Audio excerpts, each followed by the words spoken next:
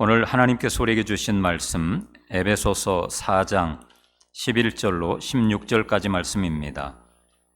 신약성경 313페이지에 있습니다. 에베소서 4장 11절로 16절까지 말씀 신약성경 313페이지에 있습니다. 다 찾으셨으면 한 절씩 교독합니다.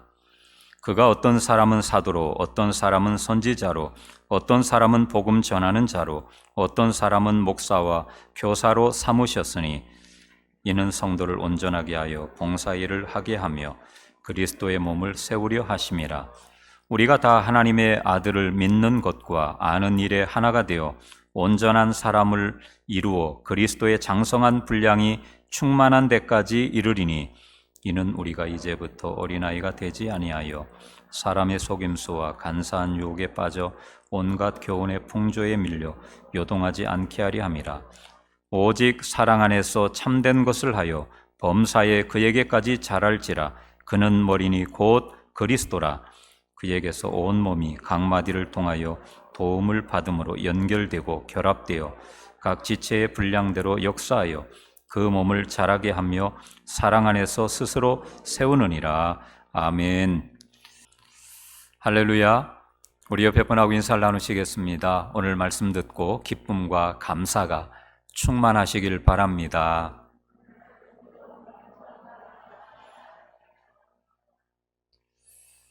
사람들에게는 누구나 행복해지려는 염원이 있습니다. 그래서 그 행복을 쫓기 위해서 어떤 분은 물질을 따라갑니다. 어떤 분은 권력을 따라갑니다. 또 건강과 여러 가지 자기가 나름대로 생각하는 행복을 이루기 위해서 많은 것들을 쫓아가고 또 따라가고 이루려고 하는 것을 보게 됩니다. 그런데 행복의 조건은 당장은 그것이 있으면 행복할 것 같은데 어느 시점에 가다 보면 돌아서 보면 이게 아니구나 하는 것을 느끼게 되어 있습니다. 장시간 두고 보면 그게 잘못된 것이었구나. 내가 한쪽 방향으로만 쫓아갔는데 그것이 진정 나를 행복하게 해주는 것이 아니었구나 하는 것을 깨닫게 된다는 것입니다. 그러기 위해서 열심히 노력하고 부지런함도 있지만 그게 우리를 행복하게 해주지는 못합니다. 자본과 기술과 젊음이 다가 아닙니다. 어르신들 가끔 보면 젊은이들 보고 젊을 때가 좋아.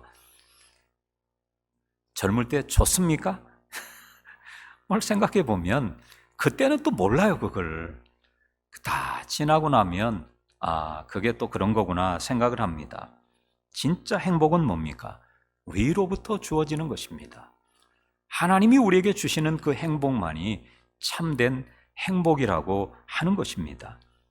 우리 가끔 어르신들 그러죠. 아무 문제 없이, 아무 근심 없이, 걱정 없이 살아봤으면 좋겠다. 제가 오늘 그곳을 한번 소개하려고 합니다. 미국 애리조나주에 보면 선밸리라는 곳이 있습니다. 그곳에는 세계적인 갑부들이 은퇴하고 노후를 살기 위해서 모이는 곳이 선밸리입니다. 그곳에 가면 세계적인 갑부들이 최고의 인프라가 다 구성이 돼서 그곳에는 보면 가장 소음도 없고 청정도시고 쓰레기도 없고 최고의 환경이고 또 지상 낙원처럼 최고의 병원이 들어서 있습니다. 그러니 많은 돈 있는 분들이 은퇴자들이 그곳을 사모합니다. 그런데요, 반전이 있습니다. 세계에서 가장 치매가 많은 도시가 그 도시라는 겁니다. 그래서 정신과 의사인 이시영 박사가 왜 그런가 한번 조사를 했다 그래요. 조사를 해보니까 원인이 세 가지입니다. 첫째, 일상적으로 겪는 스트레스가 없다는 겁니다. 우리는 스트레스만 없어봤으면 하지만 그분들은 스트레스가 일상이 없죠. 또 먹고 사는 게 걱정이 없는 사람들입니다. 또 그분들은 생활에 변화가 없습니다. 그러니까 늘 돈 많이 있겠다, 편안하겠다, 안전하겠다, 뭐가 걱정입니까? 그러니까 결론으로 정리해보면 아무런 문제가 없는 게 더 문제입니다. 그리고 그 아무런 문제가 없고 조용하고 똑같은 일상이 매일 반복되는 이게 사람이 오히려 치매를 걸리게 한다는 것입니다. 이렇게 말씀드렸는데도 스트레스 안 받기를 원하시면 뭐 어쩔 수 없는 거죠. 우리 일상이 다 스트레스예요. 적당한 스트레스는 우리를 긴장하게 만듭니다. 어느 분이 글을 쓴 걸 보니까 왜 대한민국이 이렇게 남의 나라 지배를 받고 이 전쟁을 겪고 하면서도 지금 전 세계의 경제를 거의 10위권 안에 들어가는 이 경제를 이렇게 IMF도 겪고 유일무이하게 회복된 나라라는데 그분은 그렇게 주장을 합니다. 사계절의 변화가 첫 번째. 계절의 변화가 뚜렷하니까 사람들이 겨울이 올 걸 긴장해가지고 자꾸 뭘 준비를 하는 거예요, 가을에. 또 그런 그 속에서 부지런한 겁니다.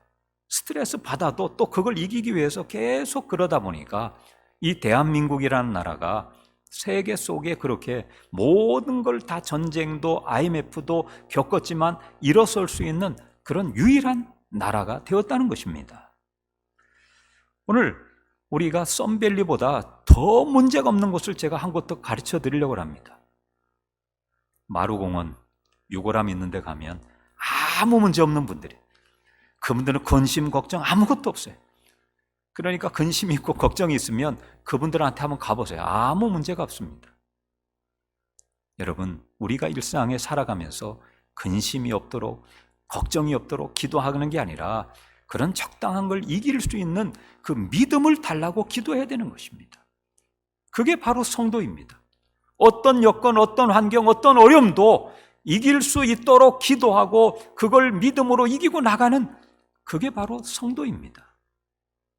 그래서 신앙은 두 가지의 가지를 갖고 있습니다. 하나는 성장이고 하나는 기초입니다. 예수 처음 믿는 분들이 믿음이 급수가 빨라가지고 쭉 성장하는데 문제는 기초가 약하면 이게 금방 사그러듭니다. 신앙이 기초가 든든해야 그 위에 성장을 하면 이게 쭉 올라가서 안전한데 그렇게 하지 않고 그냥 빨리 크는 것만 생각하다 보면 신앙이 빨리는 자라는데 기초가 든든하지 못해서 결국 무너진다는 것입니다. 우리 한국교회가 1970년도에서 80년도에 아주 고도의 성장을 이룬 시기입니다. 그때는 우스갯소리로 교회 10개 십자가만 내걸면 거의 9개가 다 됐다 그래요.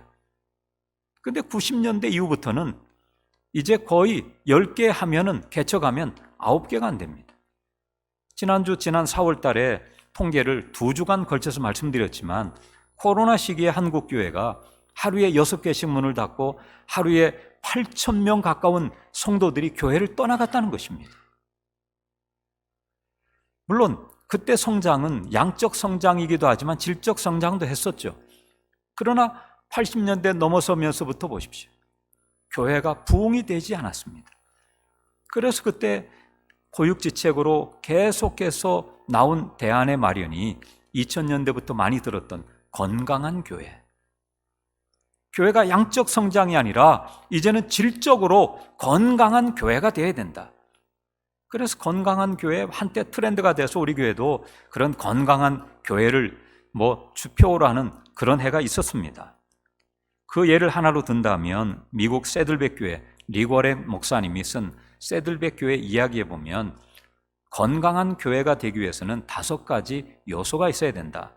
그게 교제, 제자훈련, 예배, 사역, 전도다. 그렇게 얘기를 했습니다. 또 독일의 교회 성장학자 크리스티안 슈바르츠는 일명 LCD 자연 성장인데 그러기 위해서는 건강한 교회 8가지 특징을 말하고 있습니다. 능력 있는 리더십, 은사 중심 사역, 뜨거운 영성, 기능적인 구조, 영감 있는 예배, 전체적인 소그룹, 필요 중심의 복음 전도, 이것과 더불어 사랑의 인간관계. 이게 잘 어느 정도 구축이 돼 있으면 자연적으로 성장한다. 저도 여기 많이 동조하는 사람입니다. 특히 오늘 본문에 보면 교회에 세움받은 직분자들이 하나님의 백성들을 잘 훈련시켜서 궁극적으로 목적이 뭐냐? 오늘 그리스도의 몸을 세우기 위해서다. 그렇게 결론을 말씀하고 있습니다. 여기서 교회 머리 대신 주님께서 교사와 또 목사와 또 다른 이런 선지자와 직분자들을 세우는 이유가 무엇입니까? 건강한 교회가 되기 위해서는 오늘 이런 분들이 잘 성도를 훈련시키고 그 성도들이 또 다른 사람을 훈련시키고 그렇게 해서 모든 교회 지체들이 든든하게 서서 건강하게 자라서 그리스도에게까지 자랄 때 그 교회가 일명 건강한 교회다, 그런 얘기입니다. 그런데 여기 말하는 그리스도의 몸은 외적인 이런 교회당이 아닙니다. 오늘 여기서 말하는 그리스도 안에서 구원을 받은 모든 하나님의 백성을 그리스도의 몸이라고 이야기를 합니다. 오늘 본문 16절에는 이렇게 말씀합니다. 그에게서 온 몸이 각 마디를 통하여 도움을 받음으로 연결되고 결합되어 각 지체의 분량대로 역사하여 그 몸을 자라게 하며 사랑 안에서 스스로 세우느니라. 그러니까 교회란 건물이 아니고 성도, 그리스도를 구주로 고백하는 한 사람 한 사람 여러분이 다 교회라고 하는 것입니다. 그래서 헬라어로 보면 에클레시아, 에크, 밖으로, 레시아, 부름받은 그런 구별된 무리들, 그런 뜻인데 오늘 성도들이 뭡니까? 이 세상으로부터 부름받아서 거룩한 무리로 따로 모이는 우리 한 분 한 분이 모인 게 이게 교회라는 것입니다.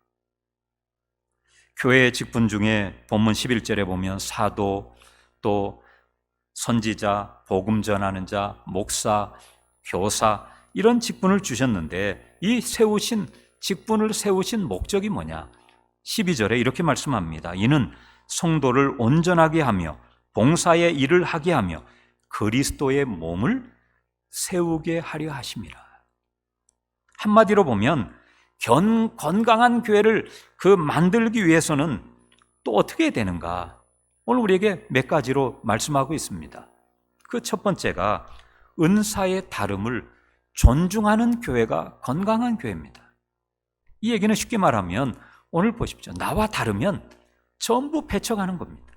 조금 나와 다르면 완전히 거기에 대해서 그냥 요즘 무시하죠. 한때 아이들도 아파트 몇 평에 사느냐 그것 가지고 부모들이 야 저쪽 애들하고 놀지 마 우스갯소리로 이런 적도 있었어요.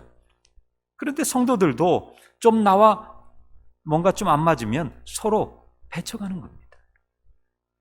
오늘 성경적으로 보면 우리가 그걸 알아야 됩니다. 성경적으로 보는 훈련을 해야 되는데 은사가 다르다, 그걸 인정할 수 있어야 된다는 것입니다.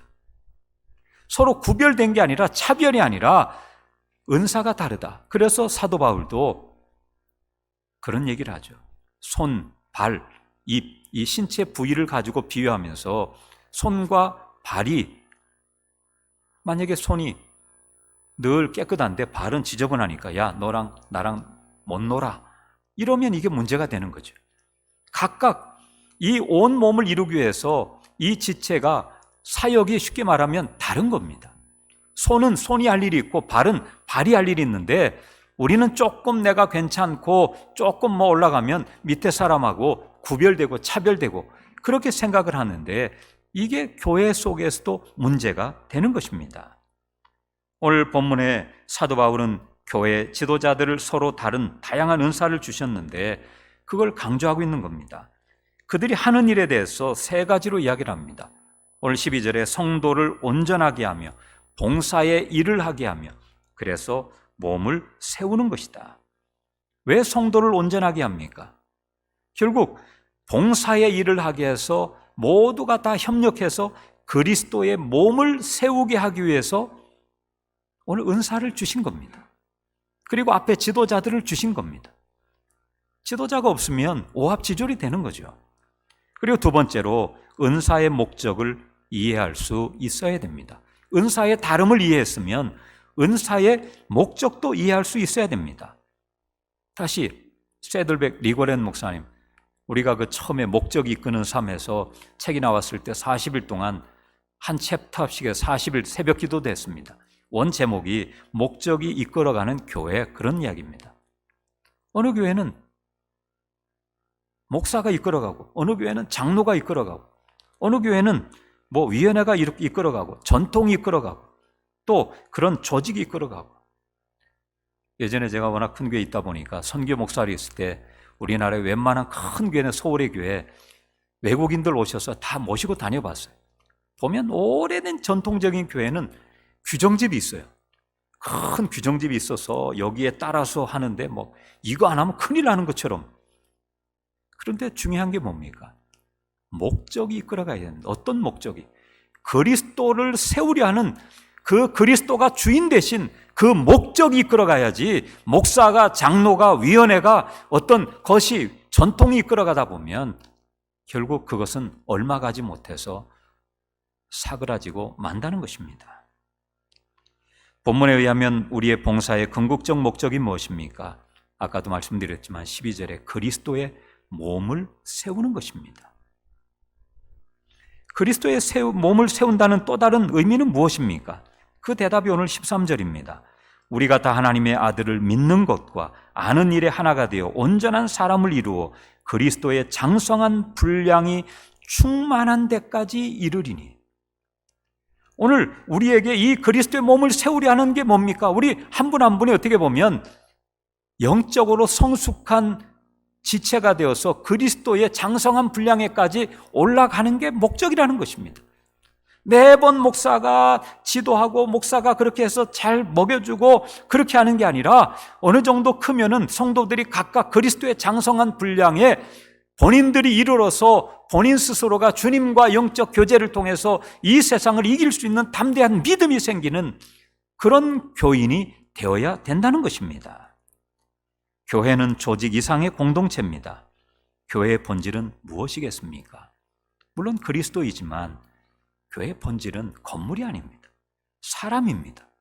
사람을 그리스도인답게 훈련시키고 그리스도를 닮아가는 사람으로 만드는 것이 바로 이 교회 기관입니다.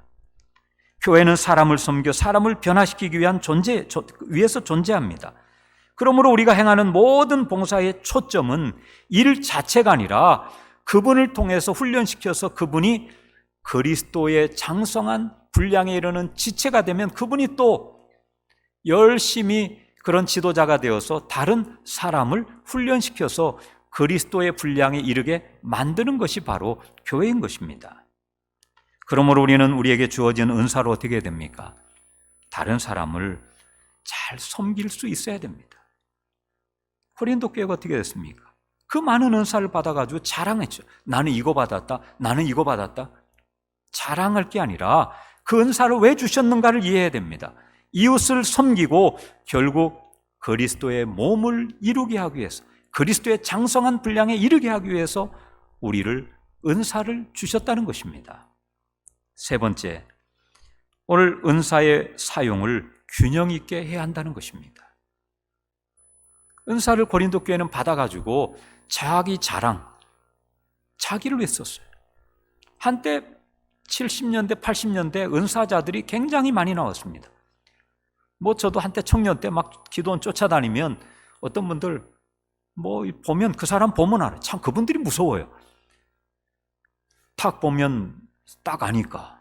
어느 권사님은 목사를 보고 권사 장로 보면 속이 새카만 거 보여가지고 그래서 그분이 그랬다. 하나님 이 은사 걷어가달라. 그게 진짜 은사자예요. 내가 누구를 봐서 저분이 문제가 있으면 그걸 다 드러내고 그게 은사가 아닙니다. 오늘 중요한 것은 은사의 사용의 균형을 잡아야 됩니다. 오늘 성경은 우리에게 두 가지 이야기합니다. 진리와 사랑에 대해서 이야기를 합니다. 진리는 무엇입니까? 사랑은 무엇입니까? 이 두 가지는 평행선이 아니라, 물론 평행선이지만 이 두 가지가 조화를 이룰 때 교회가 교회답게 되는 것입니다. 진리에 대해서 14절의 중요성을 강조합니다. 이는 우리가 이제부터 어린아이가 되지 아니하여 사람의 속임수와 간사한 유혹에 빠져 온갖 교훈의 풍조에 밀려 요동하지 않게 하려 함이라. 왜 우리가 말씀 위에 서야 됩니까? 쉽게 말하면 이단에 안 빠지기 위해서입니다. 낙심하고 좌절하지 않게 하기 위해서입니다. 한때 성도들이 은혜 받으면 막 이러다가 진리가 없으니까, 말씀의 깊이가 없으니까 그냥 이게 뭐 구별을 못 해가지고 2단도 가고 3단도 가고, 그런데 쉽게 빠지는 겁니다. 오늘 주님께서 진리 안에서 흔들리지 않고 견고하게 하도록 요한복음 17장 17절에 이런 기도를 하셨습니다. 그들을 진리로 거룩하게 하옵소서. 아버지의 말씀은 진리니이다. 하나님 말씀이 진리라는 것입니다. 그러니까 여러분, 하나님 말씀에서 벗어난 것은 진리가 아니라는 얘기입니다. 그리고 사도 바울은 15절에 사랑의 균형을 강조합니다. 사랑 안에서 참된 것을 하라. 진리가 있지만, 말씀이 있지만 믿음이 연약한 자를 위해서 사랑으로 그를 보듬어안아서 진리 속으로 끌고 갈 수 있도록, 그렇게 진리와 사랑이 균형을 이루지 못하면 이게 어긋나면 잘못되는 것입니다. 사랑 없이는 어떤 사역도 열매가 없습니다. 사실 성도들 가운데 이단에 빠지는 분들이 요즘 많이 있죠. 특히 신천지, 뭐 이런 또 박옥수, 이런 데 많이 빠지는데 왜 그럴까? 어느 그 이단 연구했던 분 책을 보니까 이분들이 교회에서 직분인이 있어도 아웃사이더라는 겁니다. 쉽게 말하면 자꾸 겉돌고 사랑받지 못하는 존재라는 겁니다. 그러니까 교회 안에서는 직분은 있고 하는데 사랑을 못 받으니까 거기 가니까 어떻습니까? 이분 뭐 신천지예요. 완전히 그냥 다 높여주고 굉장히 그를 처음에는 이래다가 나중에 뭐예요? 그 밥이에요, 밥. 그러니까 처음에는 그분들이 거기 가서 너무 사랑받고 그 기쁨이 있으니까 이런 신천지가 있나? 그렇게 했다가 나중에 보면 다 땅을 치고 후회를 합니다. 여러분, 오늘 우리가 그리스도의 사랑을 가지고 우리 주변의 성도들을 보듬어 안고 그렇게만 해도 많은 분들이 떨어지질 않는다는 것입니다. 그 다음에 진리의 말씀 속에 그들을 거하게 하는 것이 중요한 것입니다. 마틴 루터 킹 목사님이 노벨 평화상을 받으셨는데 그 자리에서 이런 말씀을 마무리로 했습니다. 아직도 세상을 움직이는 힘, 그것은 사랑입니다. 얼마나 멋진 말입니까? 제가 마틴 루터 킹 목사님이 워싱턴에서 그 아브라함 링컨 기념관 앞에서 연설했던 그 자리에서 제가 한번 서가지고 잠시 마틴 루터 킹 목사님의 기분이 돼봤습니다. 그러나 총은 안 맞았어요. 근데 그런 사랑이 아직도 세상을 움직이는 힘, 그것이 사랑입니다. 참 멋진 말 아닙니까? 이제 우리가 사랑하기 위해 손을 잡아야 됩니다. 예수님이 마가복음 2장에 보면 꽉 들어찬 사람들 때문에 중풍 환자를 데려올 수 없으니까 이 친구들 4명이 지붕을 뜯어가지고 달아내렸던 모습을 봅니다. 주님도 12제자 마지막 그 성만찬을 하시면서 내가 너희를 사랑한 것 같이 너희도 서로 사랑하라고 말씀해 주셨습니다. 너희가 온 인류를 사랑하라 그렇게 말씀한 게 아닙니다. 오늘 12제자 너희들이 먼저 서로 사랑하라는 것입니다. 그러면 그 사랑이 확장되면 놀라운 역사가 일어나듯이 오늘 우리에게 있어서 12제자와 같은 그룹이 무엇입니까? 바로 오늘 남선교회고 여전도회고 구역이고 그런 작은 소그룹들이 오늘 이런 12명의 제자의 그룹과 같은 것입니다. 여러분 몰라큘 라이프라고 들어보셨습니까? 몰라큘, 영어로 분자라는 뜻인데 몰라큘 라이프. 지금 코로나 이후에 생긴 말인데 이 심각한 코로나 시기에도 그 작은 원자들이 모여서 최소한에 이루는 분자 되듯이 그 엄청난 그런 코로나 속에서도 모일 사람은, 핵심적인 사람은 끼리끼리 모였다는 겁니다. 왜? 사람은요 혼자 있는 걸 좋아하지만 그런데 실은 보십시오. 혼자 있어 보십시오. 죄인들 어디 가둡니까? 독방에 가두면 그 사람 미쳐버립니다. 나는 자연인이다. 요새 그런 프로그램 있죠. 근데 그분들이 너무 상처받고 힘들어서 떠나서 힐링은 됐는데 하는 꼭 말들이 있더라고요. 외롭다. 외롭다는 겁니다. 혼자 있으면 좋을 것 같죠? 다 혼자 있기를 원하는데 어느 순간 지나고 나면 전부 이게 외롭다는 것입니다. 그러니까 몰라큘 라이프는 이 원자들이 모여가지고 최소한의 이 위기의 시간에도 최소한 그룹들 자기들끼리는 모인다는 것입니다. 그래야 이게 뭔가 해소가 된다는 것입니다. 작년 통계, 이번 4월 달에 난 통계를 보니까 20대 자살률이 10만 명당 21.7명. 1년 전보다 12.8%가 늘었더라고요. 10대가 1년 전보다 9.4% 늘어난 10만 명당 6.5명. 특히 20대 사망자 가운데 자살로 인한 사망은 전체의 54.4%. 왜 그런가? 그 해석한 걸 보니까 20대가 가장 왕성하고 뭔가 움직여야 되는데 걔들은 지금 뭐 취직도 안 되고 뭐 모든 게 움직일 수 없으니까 움직여야 되는 애들이 못 움직이니까 답답하니까 그냥 삶을 마감하는 겁니다. 얼마나 안타깝습니까? 대부분 사회적으로 고립되고 단절된 사람들이 더 자살에 취약한데 뭐 좀 쉽게 말하면 자존감이 높고 어려움도 그냥 이기고 이런 애들은 보면 절대 안 죽어요. 근데 애들이 자존감이 낮고 자꾸만 소극적이고 이런 애들이 보니까 안으로 기어 들어가다가 그 삶이 그 속에 갇혀버리면 폐쇄 공포증이 오니까 죽는 겁니다.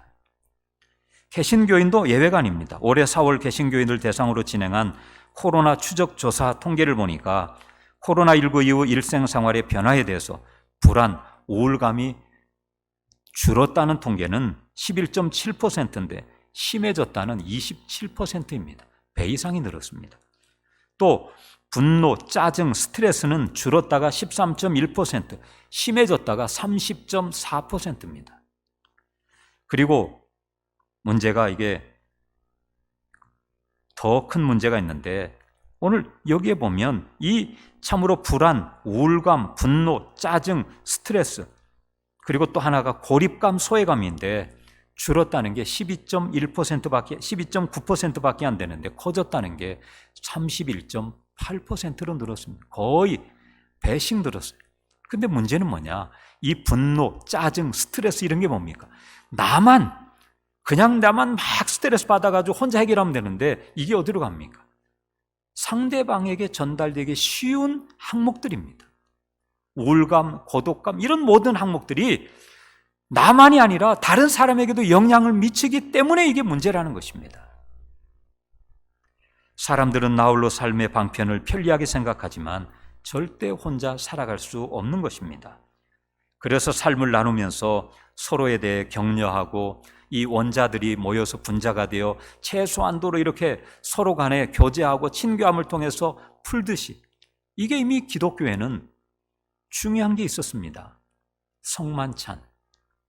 그들이 매주마다 모여서 성만찬을 했습니다. 오늘날도 보십시오. 가끔 통화하면서 뭐라 그래 헤어질 때 언제 우리 밥 한 끼 먹자. 밥 먹은 사람 손 들어보세요. 거의 없어요. 저도 뭐 밥 한 끼 먹읍시다 하고 목사님도 얘기했는데 밥 한 끼 먹자는 분이 지금까지 밥 한 끼 먹은 사람 올해 들어서 거의 없어요.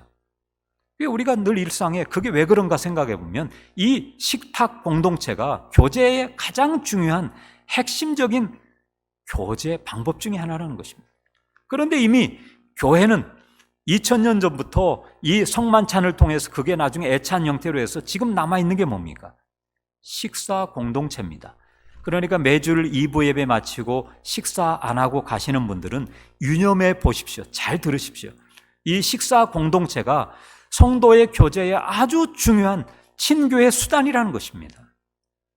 오늘 2부 예배 후에 기관별로 모이고 뭐 밥 한 끼 안 먹어도 되지. 안 먹어도 돼요. 그러나 가서 같이 얼굴 보고 같이 모이고 대화하고 여자분들은요. 모이기만 하면 여러분 해결이 돼요. 어느 나라 속담에 죄송합니다. 여자 오리 3마리 여자 1명이 모이면 시장이 선다 그랬어요. 그러니까 그만큼 여자분들은 아무것도 아닌데 그냥 가서 막 여자분들끼리 만나서 막 이렇게 대화하다 보면 다 풀리는 거예요. 희한하죠. 교인도 마찬가지입니다.